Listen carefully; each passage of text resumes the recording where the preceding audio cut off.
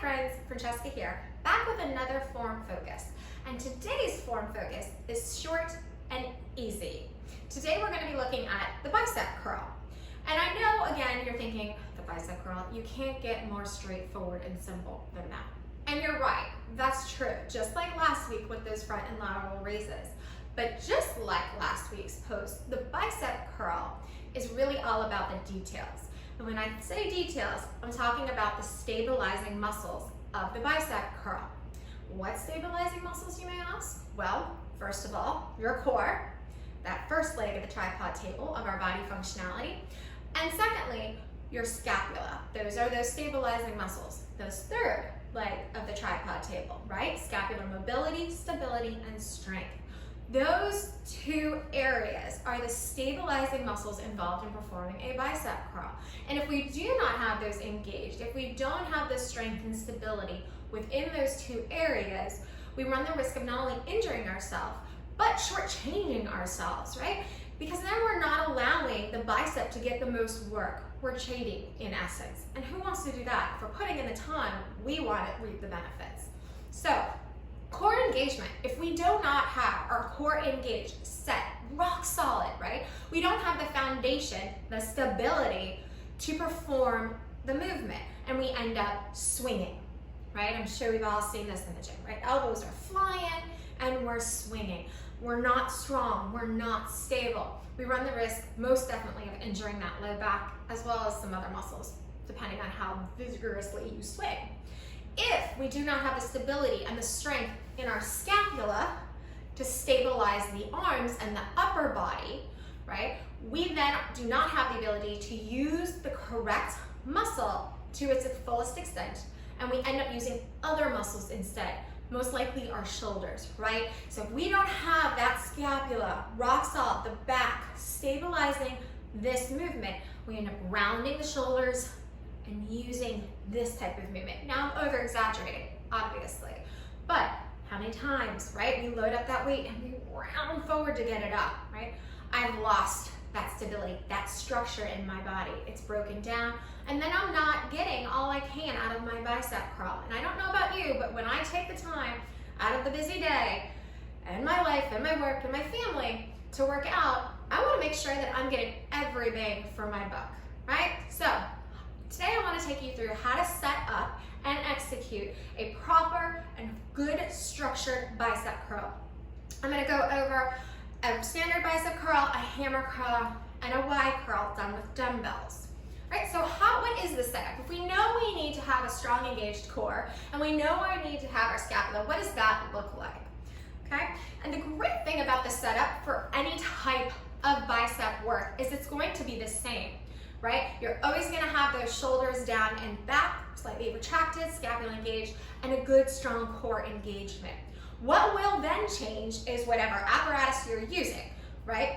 If you're using a barbell, dumbbell, cable machines, what is it?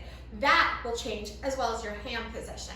But that scapular depression or retraction and core engagement is always there. So let's set it up. I'm going to grab my dumbbells.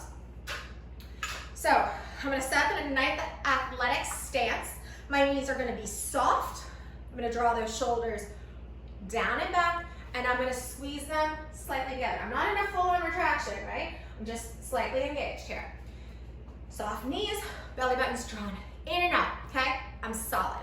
From here, that's the setup. That's the setup for hammer, that's the setup for Y, that's the setup for regular, that's the setup for a barbell curl, a cable curl. That's it, right? I'm making sure my elbows are gonna hug my body. So let's execute it, let's carry it through. Got that strong setup. Soft knees, strong engaged core, shoulders down, slightly retracted to help stabilize. And we're gonna go through just a standard, regular dumbbell bicep curl. So what I'm thinking about here, other than keeping that foundation set, is I'm thinking about keeping my elbows pinned to the side of my body. We don't want our elbows moving forward and back. We want them here.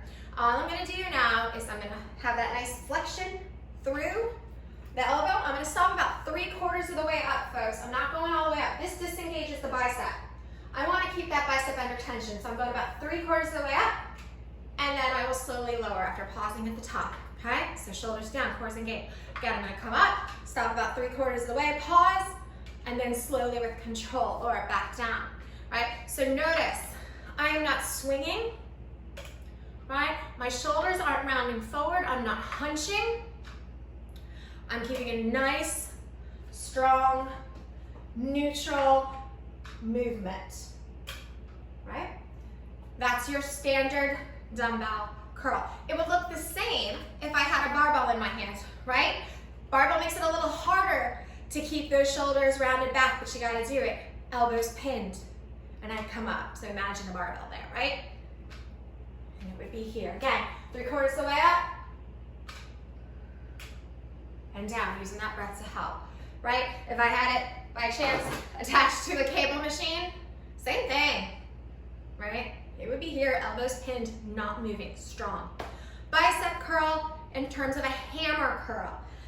Same premise, right? Nice athletic stance, soft knees, strong belly button, in and up, engaged core, shoulders are down and back. Palms this time, we're gonna face each other. Only change, folks. We're coming up, we're pausing 3/4 of the way. We're lowering with control. Again, belly button staying right solid, shoulders are staying down. They're stabilizing the movement, folks. Your back, your scapula, and your shoulders are stabilizing, allowing the bicep to lift the weight, right? Because that's who should be doing the work, right? So we want the bicep to get everything out of it. Why do I want to work my shoulders? I got other exercises to work those, right? I need my bicep to take it off. So there's your hammer, right? Same thing. Last one, we're gonna do a wide curl. So this is where we kind of externally rotate from the shoulders, right? Shoulders are down, back, core's engaged. Got that slight little retraction for my scapula, helping to stabilize. And again, I'm gonna pin those elbows to the side and they're gonna come right up 3/4 of the way. And they're coming out to my side, right? Hips just a little bit different of the head of the biceps, right? Up through here. Here's the side, again, nice neutral spine, shoulders are down, scapula stabilizing. No excess movement, folks, that's the key. We gotta keep that core solid, let the upper body stabilize and support the bicep so it can do the work, right? I want my bicep lifting, I don't want my shoulders lifting in a bicep curl. So just real quick, if we were to do, the only time those elbows really aren't going to stay pinned, right, is if we were gonna do a cable here, right? Maybe a preacher curl or a preacher curl over a machine, okay? Your elbows are on something else. Fine, all well and good. Those shoulders still need to stay down and slightly retracted, and that core still needs to stay engaged. Even if you're sitting, guys, get that core engaged. It's still helping you stabilize, right? The trickier one is that cable up here, okay? Because now you don't have the stability of your body to help you stabilize. You have now got to really use your shoulders to be able to stabilize those elbows from dipping down to curl from here, right? Rock solid. It's a lot more challenging of an exercise, but that basic setup, those basic stabilizing muscles are still equally as engaged. And that's what I want to drive home today, folks. Get this core, those two legs of that tripod table of body functionality engaged and working for your benefit. One last little tip before I let you go. I told you this was going to be quick, easy, and dirty today. A great way to kind of check for accountability on those elbows and how you're doing is to back yourself up against the wall when you do a bicep curl, right? If I back myself up against this wall and imprint into the wall, and I keep my elbows attached, and then I'm gonna curl up. And I have to keep my back flat, and I have to keep the back of my arms against that wall. Really, really big accountability, and it's quite humbling. You're not gonna notice that you're not gonna be able to lift as much weight because being forced to keep your body, your spine in neutral, and those elbows pinned, all of a sudden you're gonna be aware of how much your body cheats in these little movements to try to get that weight up. So my hint kind of thought for you, for what it's worth, back off on the weight on those bicep curls, right? Get that form down, get the feeling, feel the muscle engage and working to its most, then start to gradually up the weight. all right? I know it's tempting, I have to do it too, to pile on that weight with bicep curls and really, but if we're doing this, we're really not getting everything out of that bicep curl that we should. So take it for what it's worth. That's your form focus for this week. Rock solid, really strong, biceps working the way they should be, keeping those shoulders down and slightly back, that's core engaged and allowing the bicep to lift those heavy loads. So always, my friends, I hope this was helpful, beneficial, informational. Questions, comments, and concerns, as always, drop me a note on my Facebook page. I'd love to hear from you. Until next week, my friends, blessings.